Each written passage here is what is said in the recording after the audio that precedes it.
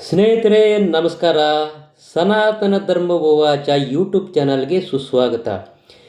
ಇವತ್ತಿನ ವಿಡಿಯೋದಲ್ಲಿ ಭಗವದ್ಗೀತೆ ಅಧ್ಯಾಯ 12 ಭಕ್ತಿ ಸೇವೆ ಭಕ್ತಿ ಯೋಗದಲ್ಲಿ ಶ್ಲೋಕ 6 ಮತ್ತು 7ರ ಅನುವಾದ ಮತ್ತು ಭಾವಾರ್ಥದ ಬಗ್ಗೆ ತಿಳಿದುಕೊಳ್ಳೋಣ. ಶ್ಲೋಕ 6. ಯೇತು ಸರ್ವಾಣಿ ಕರ್ಮಾಣಿ ಮಯಿ ಸನ್ಯಸ್ಯ ಮತ್ಪರಾಃ ಅನನ್ಯೇನೈವ ಯೋಗೇನ ಮಾಂ ಧ್ಯಾಯಂತ ಉಪಾಸತೆ. ಶ್ಲೋಕ 7.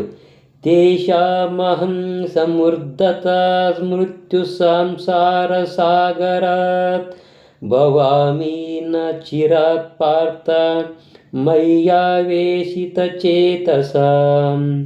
ಈ ಶ್ಲೋಕದ ಅನುವಾದ: ಪಾರ್ಥ, ತಮ್ಮ ಎಲ್ಲ ಕರ್ಮಗಳನ್ನು ನನಗೆ ಅರ್ಪಿಸಿ ನಿಶ್ಚಲವಾಗಿ ನನ್ನಲ್ಲಿ ಭಕ್ತಿ ಇಟ್ಟು ಭಕ್ತಿ ಸೇವೆಯಲ್ಲಿ ನಿರತರಾಗಿ ಸದಾ ನನ್ನನ್ನೇ ಧ್ಯಾನಿಸುತ್ತಾ ನನ್ನಲ್ಲೇ ಮನಸ್ಸನ್ನು ನಿಲ್ಲಿಸಿ ನನ್ನನ್ನು ಪೂಜಿಸುವವರನ್ನು ನಾನು ಹುಟ್ಟು ಸಾವುಗಳ ಸಂಸಾರ ಸಾಗರದಿಂದ ಶೀಘ್ರವಾಗಿ ಉದ್ಧಾರ ಮಾಡುತ್ತೇನೆ.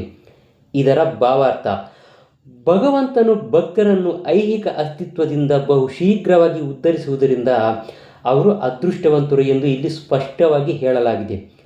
ಪರಿಶುದ್ಧವಾದ ಭಕ್ತಿ ಸೇವೆಯಲ್ಲಿ ಮನುಷ್ಯನಿಗೆ ಭಗವಂತನು ದೊಡ್ಡವನು. ವ್ಯಕ್ತಿಗತ ಆತ್ಮನು ಭಗವಂತನಿಗೆ ಅಧೀನ ಎನ್ನುವ ಅರಿವು ಬರುತ್ತದೆ. ಭಗವಂತನಿಗೆ ಸೇವೆ ಸಲ್ಲಿಸುವುದು ಅವನ ಕರ್ತವ್ಯ. ಸಲ್ಲಿಸದಿದ್ದರೆ ಅವನು ಮಾಯೆಗೆ ಸೇವಕನಾಗುತ್ತಾನೆ. ಈ ಹಿಂದೆಯೇ ಹೇಳಿರುವಂತೆ ಭಕ್ತಿ ಸೇವೆಯ ಮೂಲಕ ಮಾತ್ರ ಜೀವಿಯು ಪರಮಪ್ರಭುವಿನ ಬಳಿಗೆ ಹೋಗಲು ಸಾಧ್ಯವಾಗುತ್ತೆ. ಆದ್ದರಿಂದ ಮನುಷ್ಯನಿಗೆ ಸಂಪೂರ್ಣ ಭಕ್ತಿ ಅನ್ನೋದು ಇರಬೇಕು. ಕೃಷ್ಣನನ್ನು ಸೇರಲು ತನ್ನ ಮನಸ್ಸನ್ನು ಸಂಪೂರ್ಣವಾಗಿ ಅವನಲ್ಲಿಯೇ ನಿಲ್ಲಿಸಬೇಕು. ಕೃಷ್ಣನಿಗಾಗಿಯೇ ಕೆಲಸವನ್ನು ಮಾಡಬೇಕು. ಮಾಡುವ ಕೆಲಸ ಯಾವುದೇ ರೀತಿಯಾದ್ದಾಗಿರಬಹುದು, ಆ ಕೆಲಸವನ್ನು ಕೃಷ್ಣನಿಗಾಗಿಯೇ ಮಾಡಬೇಕು. ಭಕ್ತಿ ಸೇವೆಯ ಮಾನದಂಡ ಇದೆ. ದೇವೋತ್ತಮ ಪರಮ ಪುರುಷನನ್ನು ಸುಪ್ರೀತಗೊಳಿಸುವುದಲ್ಲದೆ ಬೇರೆ ಯಾವ ಸಾಧನೆಯನ್ನೂ ಭಕ್ತನು ಅಪೇಕ್ಷಿಸುವುದಿಲ್ಲ. ಅವನ ಬದುಕಿನ ಮಹದುದ್ದೇಶವೇ ಕೃಷ್ಣನನ್ನು ಪ್ರಸನ್ನಗೊಳಿಸುವುದು. ಅರ್ಜುನನು ಕುರುಕ್ಷೇತ್ರ ಯುದ್ಧದಲ್ಲಿ ಮಾಡಿದಂತೆ ಅವನು ಕೃಷ್ಣನ ತೃಪ್ತಿಗಾಗಿ ಎಲ್ಲವನ್ನೂ ತ್ಯಾಗ ಮಾಡಬಲ್ಲ. ಈ ಪ್ರಕ್ರಿಯೆ ಬಹು ಸುಲಭವಾಗಿರುತ್ತೆ. ತನ್ನ ವೃತ್ತಿಯಲ್ಲಿ ತೊಡಗಿ ಅದೇ ಸಮಯದಲ್ಲಿಯೇ ಹರೇ ಕೃಷ್ಣ ಕೃಷ್ಣ ಕೃಷ್ಣ ಹರೇ ಹರೇ, ಹರೇ ರಾಮ ರಾಮ ರಾಮ ಹರೇ ಹರೇ ಎಂಬ ಸಂಕೀರ್ತನೆಯು ಮಾಡಬಹುದು. ಇಂತಹ ದಿವ್ಯ ಸಂಕೀರ್ತನೆಯು ಭಕ್ತನನ್ನು ದೇವೋತ್ತಮ ಪರಮ ಪುರುಷನ ಕಡೆಗೆ ಆಕರ್ಷಿಸುವಂತೆ ಮಾಡುತ್ತದೆ.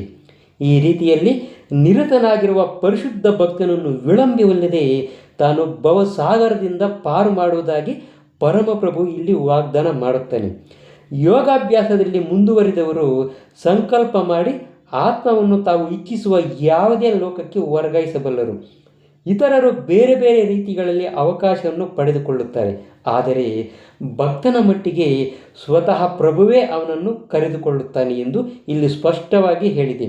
ತನ್ನನ್ನು ಆಧ್ಯಾತ್ಮಿಕ ಗಗನಕ್ಕೆ ವರ್ಗಾಯಿಸಿಕೊಳ್ಳಲು ಭಕ್ತನು ಬಹು ಅನುಭವಿಯಾಗಬೇಕಾಗಿಲ್ಲ ಎಂದು ಹೇಳಲಾಗುತ್ತದೆ. ಸ್ನೇಹಿತರೆ, ಇನ್ನಷ್ಟು ಆಸಕ್ತಿಕರವಾದ ವಿಷಯಗಳನ್ನು ನೀವೇನಾದರೂ ತಿಳ್ಕೋಬೇಕು ಅಂದರೆ ದಯವಿಟ್ಟು ನಮ್ಮ ಸನಾತನ ಧರ್ಮ ವಾಚ ಅನ್ನೋ ಯೂಟ್ಯೂಬ್ ಚಾನಲನ್ನು ಸಬ್ಸ್ಕ್ರೈಬ್ ಮಾಡ್ಕೊಳ್ಳೋದನ್ನು ಮಾತ್ರ ಮರಿಬೇಡಿ. ನಮಸ್ಕಾರ.